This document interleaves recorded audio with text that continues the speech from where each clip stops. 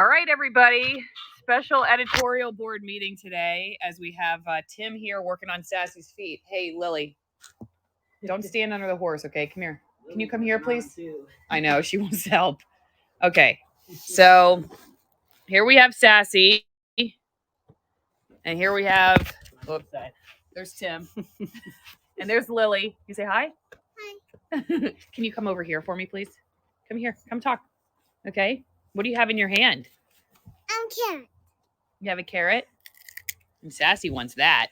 You want to give some to Sassy? You want to give some to Sassy? We'll give Sassy a carrot. All right. So last year, if you're new to the drama that is the Sassy saga, she foundered, which, well, we think that's what happened. I guess that's what happened. Why she foundered, we don't really still quite know. It may have been she had too shallow sole of her hoof. Maybe she had some metabolic things going on. We're not totally sure. But anyway, when Tim was out here, Tim doesn't usually do Sassy's feet, but our farrier who does her feet now, he slipped a disc in his back, so he's out for a little while. So Tim's helping out, but Tim also happened to be the guy who was here a year ago when Sassy was really bad and we thought she wasn't going to make it. And he came out here with a farrier named Randy, because you were apprenticing at the time, right? Yeah, not like technically apprenticing. Not technically. But just riding around and learning, because I had just moved here, so I didn't have any clients in that. So oh, okay. You're meeting people. Like, yeah. But he's been my mentor, and so is Tyler, the one who yeah. So Tim saw her when she wasn't doing so well, and now she's made almost an entire full recovery. So she's older. I mean, she turns 30 in April, so she's not a young horse, and you can see that the event, I think, took its toll on her, but she's doing really well. So anyway, here's I'll just give you a live look. She is barefoot.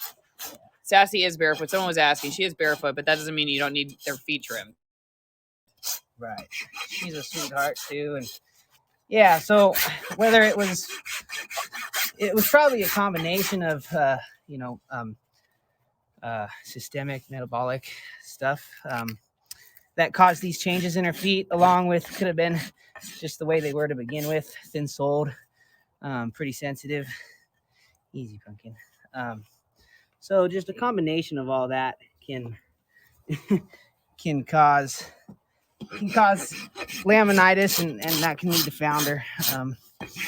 They kind of, if you have founder, which is the bone rotating, laminitis will be with that, because that's inflammation of the lamina. Yeah. So that's laminitis.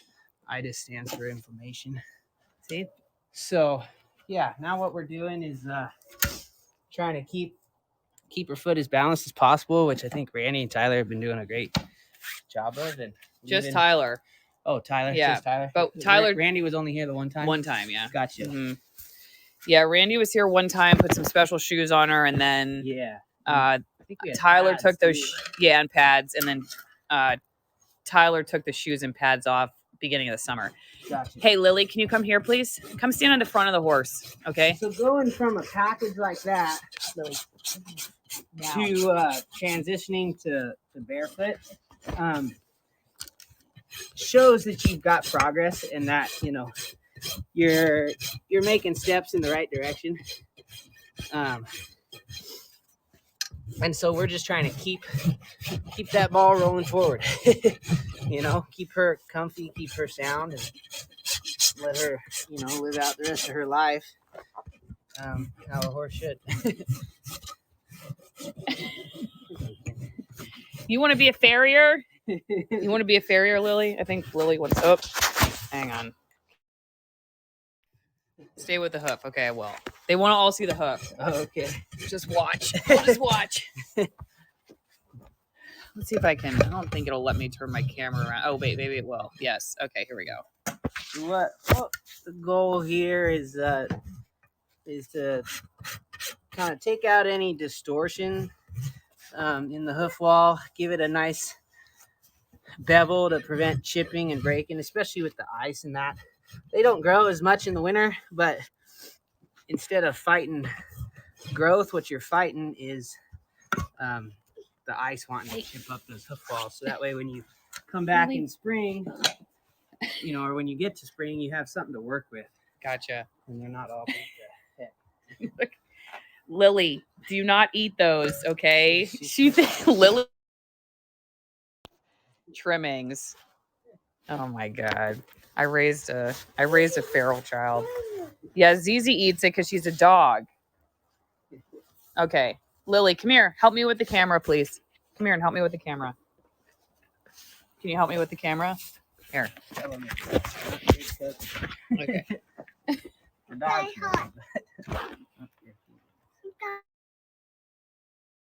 She was okay. So Rob's asking barefoot now, shoes in summer. No, she had shoes. She had shoes from like December of 2021 to about May or June of 2022. And then we took the shoes and the pads off May 2022. And she's going to stay barefoot unless she needs, you know, support again. Support, protection, traction. Yeah. She's Can you show what are the parts of the hoof? Yeah, so this part that I'm dressing right now is the frog. Over here, Lily. You've got your frog, you got your bars, which are a continuation, as you can see, of the hoof wall, and then you've got your sole. And so the sole is the part that is kind of what we're trying to protect a lot of the time, and is what's not meant to really bear much weight or any weight. Ooh, baby. Oh. And that's what was really thin and sensitive with her. No, go get the other rope from over there. Why is the sole so sensitive? Because directly underneath that is the lamina, and then inside that is the foam. Okay. Ooh. And it's not as rigid as the hoof wall, and it's just not designed to carry the weight of the hoof as like the hoof wall is. And these bars, we don't want to gut them, as the term is, but you want to just taper them. Easy, baby. Oh, Sass. I think her. You want me to move her up? Let me move her up. Let's move her up a little bit. Come on, Sassy. Come on. Come on. All right. Watch out. Her left foot, if you guys can see, like she's having a little bit of a harder time holding her right foot up, and her left foot is the more sensitive of the two. I want you to stay over here, please. Thank you.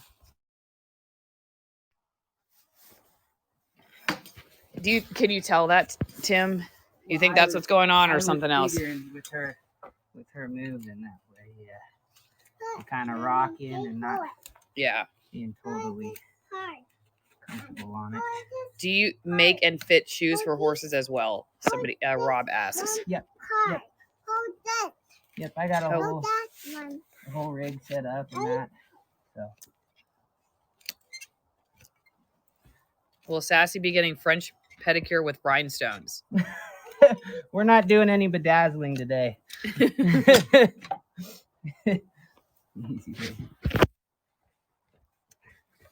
Hey, Lily, let's leave Sassy alone for a minute, okay? Because she's getting her feet done. Just let Tim finish.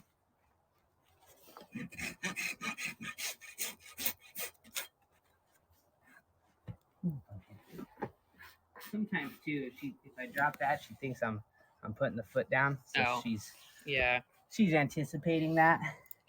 She's also definitely had. So Sassy's had her feet done. What? I don't know. I mean, let's say 6 times or 7 times a year for 30 years. Yeah. That's a lot. Yeah. There we go. Sorry. So then I'll take these hoof testers, and this kind of will help me test my sensitivity. She got a little bit of a callus built up there. That's good. That's what we want. That's why I didn't touch it with the knife back here, right around where that bone would be. That's pretty solid. You know, so for being barefoot and this time of year where there's more moisture in the ground. Oh, mommy, hold I'd this. say she's doing pretty good. Oh, that's good to hear. We've also kind of been wondering. Here, I should put. Whoops. We've been wondering too if some of the issue that she has is not even her hoof. It might just be like arthritis of the knee, and she showed pretty hard early. I think if I could go back and do anything differently when I was younger, like I didn't know what I didn't know what I was doing, but because when Sassy was born, I was 11. But I think we rode these horses too hard too early. Hey, Lily, no, you don't stand under the horse, please. Thank you. Jeez, my kid has no fear. Hey, Lily, I've asked you 5 times now. Do not stand under the horse, please. Thank you. We're gonna have to go get Daddy. Anyway, I think we rode him too hard and too early. Like Sassy was showing in world championships by 3 years old, and I don't know. We just rode him hard. And I think she had a pretty long show career, not as long as some horses, but long enough when she was young that I think she just had injuries. And she's had a pretty good life, like just trail riding and stuff like that for the last goodness, I guess at least 15 years. Just doing lessons maybe with little kids and trails and stuff like that. But if you were a child athlete, like think about the toll that takes on your body as an adult. So it's kind of, yeah, she's 30 now, retired and relaxing. So yeah. Okay. We'll go back to the foot view. Hang on. The petty cam. Here we go. She will be in April. Wow. That's well into retirement age. Yeah. Yeah. That way. Well, like a lot of people told me, like, well, she's old, just like last year, she's old. She's okay. You got to be careful. Okay. Just, put her down and let her, she's had a good life. Lily, hey, honey, you're getting too close. All right. You got to stay back with mommy. Just like let her go basically. And I was willing to put her down if I felt like she was not going to recover, but I didn't want to make that decision just based on her age because Sassy's really good buddy just died. Sophie, she she was out in the pasture with Sassy back when we were in Seattle when we were boarding her, and she just died 2 months shy of her 40th birthday. She made it to almost 40. So to me, like, when Sassy's 29 or 20 I think actually at the time she was 28. I didn't think that was age itself was a reason to put her down. It was like, okay, if she's, 14 and she's not going to recover, then you put him down. If she's 28 and she has a shot, then, because people are like, oh, you're never going to ride her again, yada, yada. But I have ridden her. It's obviously not something that I'm doing a lot of right now because this is what it looks like. I think she, if she makes it, she'll be a great kid horse for Lily. So I didn't think it was necessary. No, not there. What happens to the feet if the horses are in the wild? They don't go through the process of being tamed and ridden. Let's see. They don't need this process if they aren't tamed and ridden. Someone's asking about wild horses. Why don't they need their hooves trimmed? So wild horses, they're traveling a lot further each day, right, for their food and water. So their feet are taking a lot more, basically abrasion, which is basically what I'm mimicking here, on their own. The other aspect is, I would say that naturally they're probably going to be a little more lean or fit. It depends on, I'm sure, where the horses are and how much competition they have in that. But they're doing a lot more exercise on their own. The other aspect is, if you have bad feet and you're a horse in the wild, you're going to be the first one to go. That's just natural selection. That's just how it works, right? So any sort of bad conformation, basically they breed the bad feet out of themselves. kind of as best they can. Not that it's intentional, right? But a horse that's got bad feet, it's not going to be able to breed if it founders and it can't get around. And come wintertime, them wolves or whatever are hungry. That's the one they're going to pick.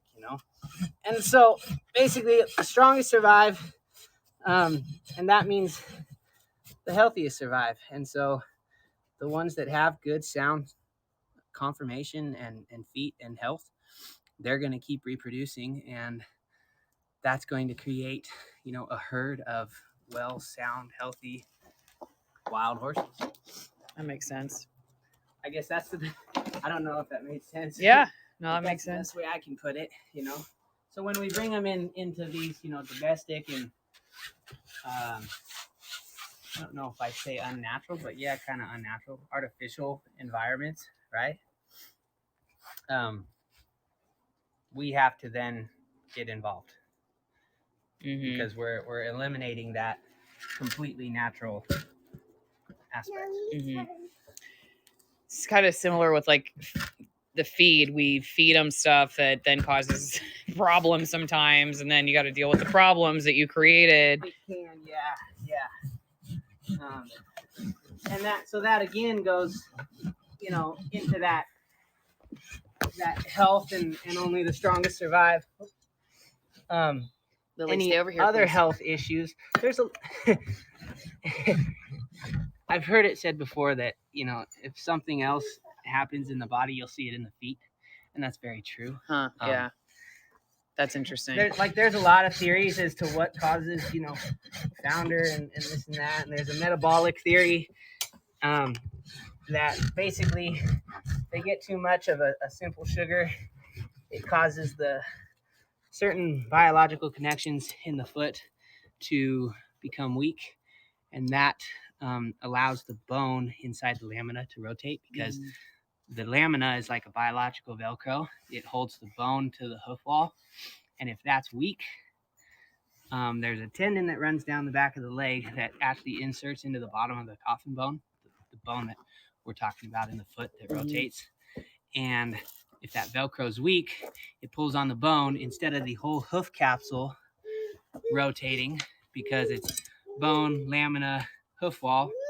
What will happen is the bone will move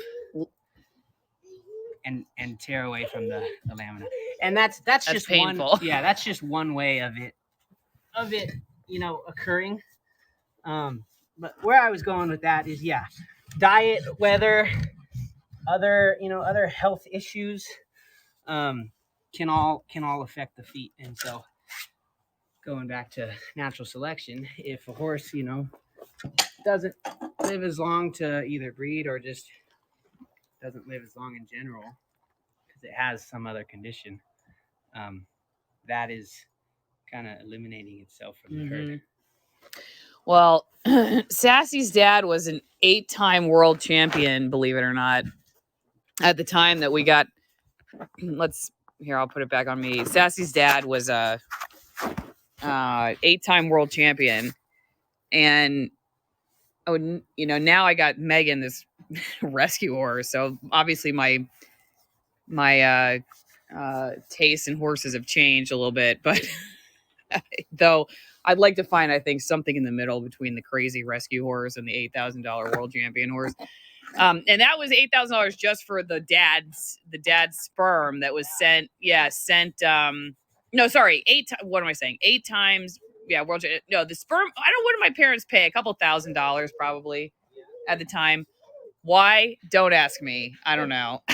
I do not know, but that's just what people did. So anyway, it was an expensive world. But I got to skip school. You all right? I got to skip school, and Lily fell down in the horse poop. Thanks, Tim. Just the dog, and the dog. Yeah, that happens. You're tough though, huh? I got to skip school and help the veterinarian. Just never seen somebody's arm go up an animal that far. That was a wild experience.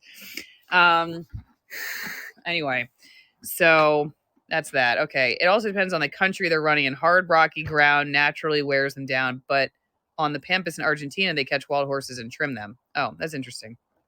Huh. What's I did not know that. Tim didn't know that, so you just taught him something. What's the hardest part about being a farrier? Like hard on your body, your back, or like our current, Tyler, our current Just farrier. ask Tyler, yeah. Yeah, I was gonna say Tim's here because Tyler, our current farrier, slipped a disc in his back. So, what's the hardest part about being a farrier, and like what do you do for self-care? Well, you try and do as much stretching and staying in physical shape as you can. I think the biggest problem is the position you're in. Lily. Definitely takes its toll, and so basically you have to work daily to combat that. You do yoga or chiropractor? Well, I haven't been doing as much as I should. Let me put it that way. But now that I've kind of got established up here, yeah. My game plan is see a chiropractor often, a masseuse, and stretch as much as I can, and if I have time for other sort of hang on, we'll put her back this way. workouts, I will. Physical therapy, stuff like that. All right, Ho. Hey, Lily, just stay over here for a second. He's almost done. Okay. Ho. Ho. Don't get me wrong, this is a workout, but like they say, too much of one thing can be a bad thing. That's kind of what we face. Too much of this position day in, day out takes its toll in other areas. What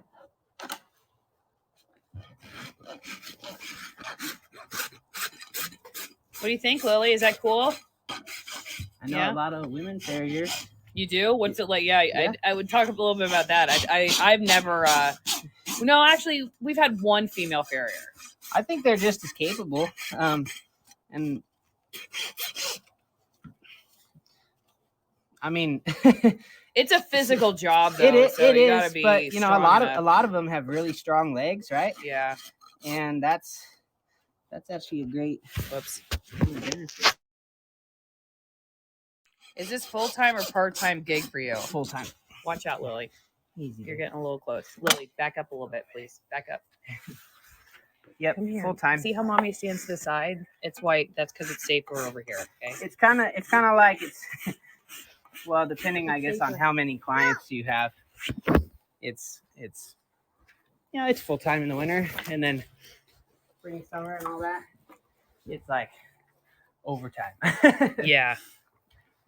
Is that because their hooves just don't grow as fast in the winter? Well, and a lot of your clients go, they're putting shoes on and stuff in the summer. So say you've got, just for example, say you got 100 horses that you trim in the winter, right? Well, if all those trims turn into, shoes in the summer, your workload has just tripled. Yeah. Right? So that's what I mean. You got more work to do per horse. So that's kind of the hard part about this is, okay, you got to base your workload on what you can get done, in the summer when you're doing a lot of shoes so that you don't fall behind, right? Well, then when the winter comes and a lot of them go to trims, you get kind of slow. So, but you can't overload yourself in the summer because you can't physically get that much done. Say you got 300 horses on your books, and let's just say, for example, they all get full sets, and say that is just like you're maxed out during the week, during the day, getting all those done. Well, if the majority of those go to trims, yeah, you'll have that income, but it'll be, say you'll be done, in half a day versus what it would take you in the summer. Yeah. So Sassy done? But a lot of guys, they appreciate that break come winter. Yeah, no kidding. And the weather. Sassy, look, she's trying to pick her foot up. You gonna be a farrier, Lily? Yes. Yeah. You want to do her feet? Whoa. All right, let's see. You want to run it on her foot? You want to try? All right. You grab that end. I'll grab this end, and we're gonna go flat, just like that. Here, that's There good. you go. Here, put your other hand right here on this smooth part. Yeah, and then go back and forth. Oh, you okay? There you go. Good All job. right. Lily, you're ready to go. You all right? Did it bite you a little bit? I think you're okay. Good job, guys. Good teamwork. All right. Any final closing thoughts on the trade of being a farrier, the history, whether people should rethink their career and get into it? What you Well, eat we for need- breakfast? Any final thoughts before we end? We need more farriers, that's for sure. It's a very physical trade, and it requires, it's kind of like at least two different trades in one. I mean, you got the horse aspect of it, but then you also have the blacksmithing part of it, and it's kind of hard to be one without the other. You know, there are clients. If you can build a clientele just by trimming horses, then that's all you need. But when you get that client that's like, oh, can you throw shoes on, and you can't do that because you're not, you don't have the blacksmithing skills, that limits you. So I think it's really rewarding. It's always something different, whether it's the feet you're working on, the type of shoe, discipline, the problems that that the individual has that you need to find a solution for. Yeah, I got a degree in animal science, and I did a fair bit of welding in college. So kind of working with the metal and having that animal science, background, it made sense. I wish I'd gotten into it sooner. Yeah. Well, someone says G. Franklin, the son of old friends, went to farrier school, but it was too hard on his back and knees. He's an airline pilot now. Yep. It's definitely something that you have to kind of realize, okay, I'm in this for the long haul, if that's what you want to do, and not overdo it when you're young. It's easy to do, I'm young, I'm fit, love making a lot of money, but it catches up to you real fast. Yeah. I can't say I've talked from enough experience, but listening to those guys like Tyler and Randy, trying to heed their advice. Yeah. Don't make this career last as long as I can. All right. Thank you, Tim. Thanks You're for doing welcome. this. Yeah, no problem. Thanks, everybody, for hanging out. Say bye to Sassy. Bye, Sassy. See you next time. Leave your story ideas and feedback in the comment section. We're not sure if Dr. Dad's going to go tomorrow because my dad's got laryngitis. But Monday, the Free Speech Union will be here, okay? We'll have them live, the Free Speech Union, so that should be fun. You guys have a great weekend. See you next time.